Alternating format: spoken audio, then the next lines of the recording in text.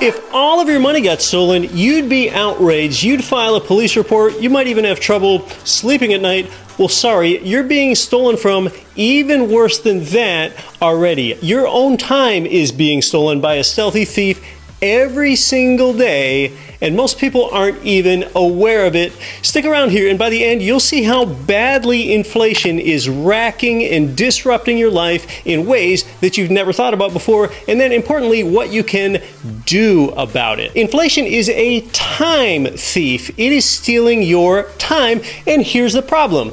All right, conventional wisdom says you should be able to put in your time, effort, and energy when you're young and live a great life when you're older, maybe even live the life of your dreams someday. But postponing things until a nebulous someday, that's not actually so great, and even that is being seriously threatened for you. Now look, throughout history, some human beings have perpetrated time theft on other human beings. Now, extreme versions of time theft are murder and slavery. Yeah, that's stealing your time, all right. But you're more likely the victim of more subtle versions of theft. If you're working at a job, then you're selling your time, energy, and effort into the marketplace.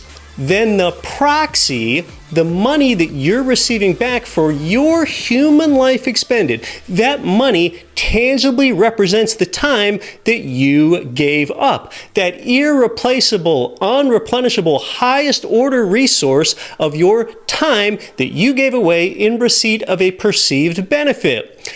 Well, with dollar inflation blatantly debasing your money away from underneath you, your human life capital is being stolen. This is evil. Now look, good money, that's something that doesn't degrade over time.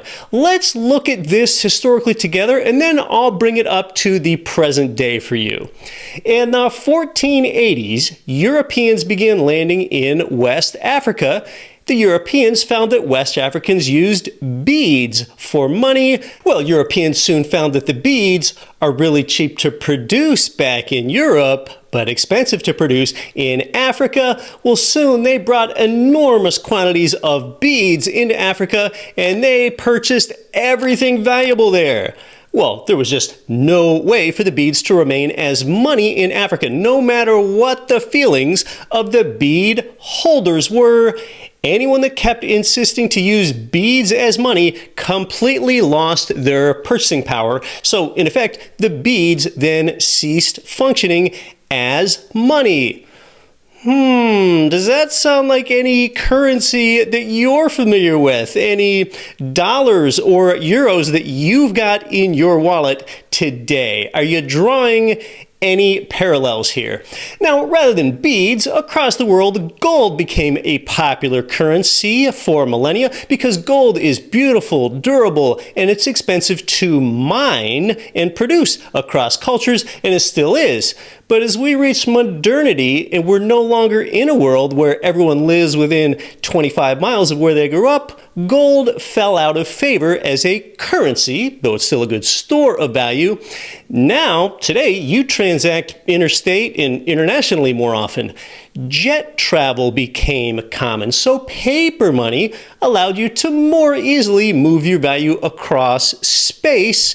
Today, you can electronically move dollars across space faster, but you can't move dollars or really any sovereign currency very well across time, and that's because of inflation. So compared to 100 years ago, today's dollar has just 2 to 3% of its value from a century ago. Another way to say that is that an item that costs about $35 today, maybe an office item like this globe here right over my shoulder, well, that only cost $1 a century ago. So if you've held dollars under a mattress for 100 years, you have lost the vast majority of your wealth. And if you held dollars under a mattress for 10 years, you've lost significant wealth, maybe 40% of it in just a decade. And lately, if you held your dollars under a mattress for just 3 years, you've lost substantial wealth. Or even if you held dollars in a CD, or what they call a high yield savings account today, well, you've lost prosperity because they've yielded less than inflation. what makes a good money is a good proxy for human time. You've got to be sure that your money or currency doesn't degrade over time and that you can store it and you can use it. So you need your medium of exchange in order to track your expended time. When we talk about perpetrating time theft, your government, whatever nation you live in, they can just push a button and print millions or billions or trillions more in currency to pay for social programs and to pay for infrastructure programs. I don't even know if they deal with a tiny million anymore. They can just print money for another stimulus package or QE or to send dollars and weapons to Ukraine. And the Fed buys trillions in treasury securities and mortgage-backed securities. And you got the $2.2 trillion CARES Act. Well, all these processes are inflationary. All this currency creation inflates the money supply and dilutes the value of the currency that you hold right now. And that's why that $20 bill in your wallet right now, it was worth a tiny bit more yesterday than it is today. And if your $20 bill stays in your wallet overnight tonight, it's going to be worth a little bit less tomorrow. What's the easiest way to pay for a new, say, $1.2 trillion government program? Well, just print $1.2 trillion. They keep doing it. That's why in America we have $32 trillion in debt today.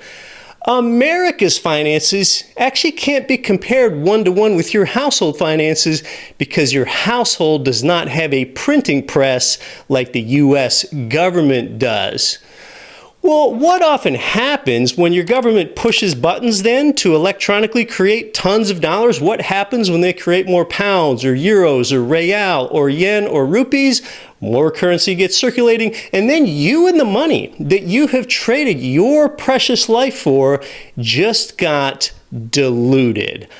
Hey, I've got more important perspective to share with you here. Go ahead and drop a like on the video here if you want to. And, well, I certainly haven't done anything in this video to deserve a like from you, of course. A dollar is a really low fidelity way for you to store your finite time and your finite life effort, which are unrecoverable attributes once they're gone. And you might pledge allegiance by creating value for others in the workplace every day and live by that. Okay, good.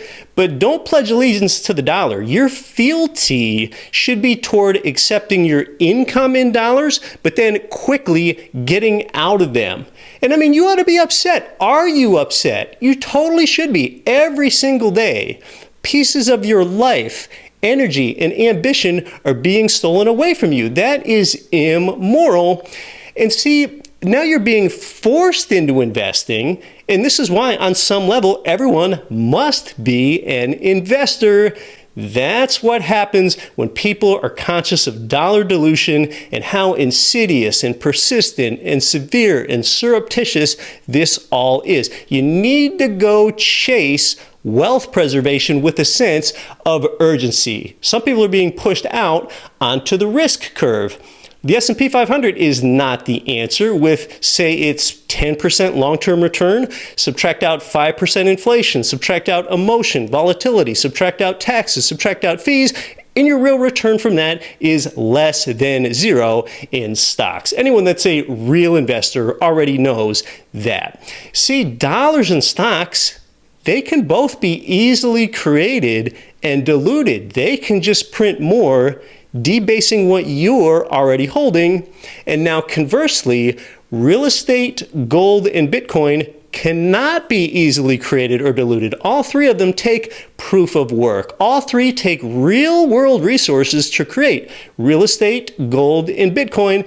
And if you're not familiar with Bitcoin, it takes mining hardware and software and a lot of electricity to create it. Real world resources, and there will only ever be 21 million Bitcoin. And you already know that gold production takes substantial exploration, mining, refining, and assaying in order to produce it.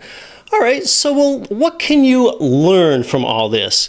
Well, unlike West African beads in the 1400s and 1500s, which could be diluted, and unlike dollars and stocks, which today can easily be diluted, real estate, gold, and Bitcoin can not. Now, gold is really just a wealth preservation instrument. It only tracks inflation over time. It's not proven to be accretive or additive to your wealth. Bitcoin has some promise, but it's still a nascent technology. It's only been around about 15 years. I like its promise, but there are still a lot of questions about it. You've got to find a way to stop the time theft. What are you going to do? If you aren't upset enough about it yet, think about it this way. Think about how the theft of your time through currency inflation took away more life experiences with loved ones that you could have had. That's pretty sad.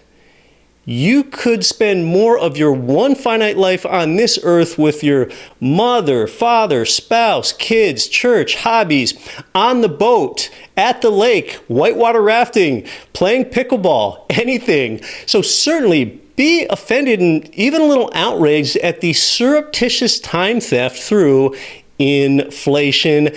This is why we are real estate investors and we get mortgage loans for property that produces income. Now, you aren't just hedging inflation, you're profiting from it. With income property, you're actually performing something additive to your lifetime. You've created new income streams when you're actually young enough to enjoy them. You win the inflation triple crown. First, with rental real estate, the asset holds its own with price inflation. Second, your debt is being debased by inflation, and it's also being paid back by the tenant at the same time. And then thirdly, your income, that property's cash flow, that outpaces inflation because the biggest payment associated with the property, the mortgage principal and interest, that stays fixed. So inflation makes it easier to pay back as more and more dollars keep coming into circulation over and over the years and decades. Everything spirals higher. Prices of all types, wages, salaries, expenses, taxes, everything. And this whole thing penalizes the saver and favors the debtor. So actually be a strategic debtor with real estate, and that's how you win that inflation triple crown. Win your time back and then profit on top of that.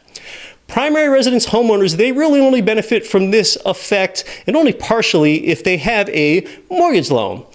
Now you know that inflation is stealing not just your prosperity, but your time, and now you know specifically what you can do about it. And most people don't do anything about it, but you've got to. Now, what I'm about to say would have sounded like a bit of an exaggeration until you heard my explanation today, but prudent investing means that you're actually saving pieces of your own life. Invest in what's scarce, takes real-world resources to produce, and creates income now, not what's abundant and not what's easy to make more of. And you can connect with our network of proven income property providers nationwide, just like thousands of others have. Create one login, one time, and it is no strings attached, completely free at gremarketplace.com. I'm Keith Weinhold. I'll either see you over there or in the next video.